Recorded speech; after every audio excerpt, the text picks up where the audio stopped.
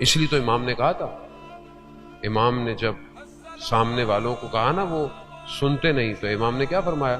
تمہارے شکم حرام سے پر ہیں، تمہیں نصیحت نہیں سمجھ میں آئے گی۔ یعنی امام سامنے کھڑے تو خدا نہ خواستہ ہم تو حرام لقمہ نہیں کھا رہے کہیں۔ حرام لقمہ ہماری زندگی میں کیا ہے؟ کسی کا حق کھا لیں آپ، کسی کا حق کھا لیں، خدا نہ خواستہ چوری کر لیں آپ، حرام ہے۔ حتیٰ کسی کی اجازت کے بغیر کوئی چیز اٹھا لیں، حرام ہے۔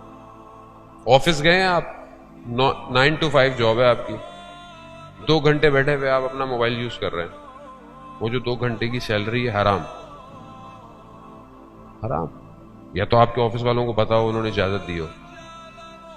یہاں تو بہت سارے جاب ایسے ہوتے، صبح حاضری لگائی چلو گھر چلو، سیلری تو مل رہی ہے، کیا ہے؟ شکم میں اولاد کی حرام جا رہا ہے۔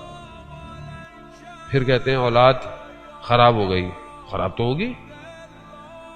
کتنا دقیق مسئلہ ہے، ایک بہت بڑے عالم دین اپنے بچے کی تربیت کرتے ہیں اور کچھ مشکل پیدا ہوتی ہے، پریشان ہوتے ہیں، میں نے ساری زندگی سے حلال کھلایا۔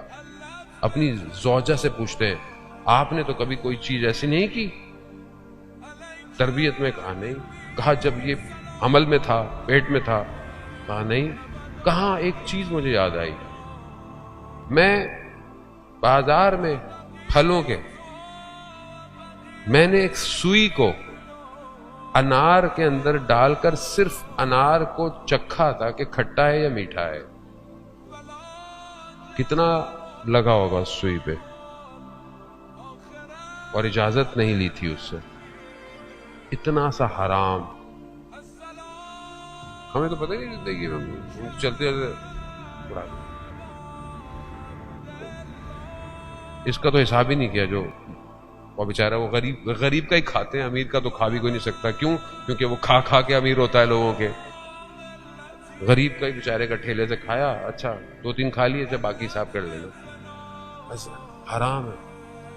اسلام کتنا دقیق ہے۔ اسلام پانی صاف ہو، مطہر ہو، پاک ہو، لیکن مالک کی اجازت نہ ہو تو واجب عبادت کے لیے وضو بھی جائز نہیں ہے۔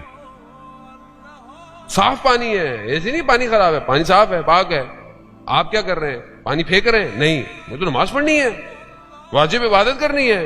کہا نہیں، اگر مالک اجازت نہیں دے پانی سے وضو بھی نہیں کر سکتے۔ یہ ہے اسلام۔ اس کے لیے امام حسین آئے تھے کربلا۔ ہم کہاں لے گئے کربلا کو؟ کہاں لے گئے ہم لوگ؟ تبھی تو معاشرہ تیار نہیں ہو رہا، جانے محترم۔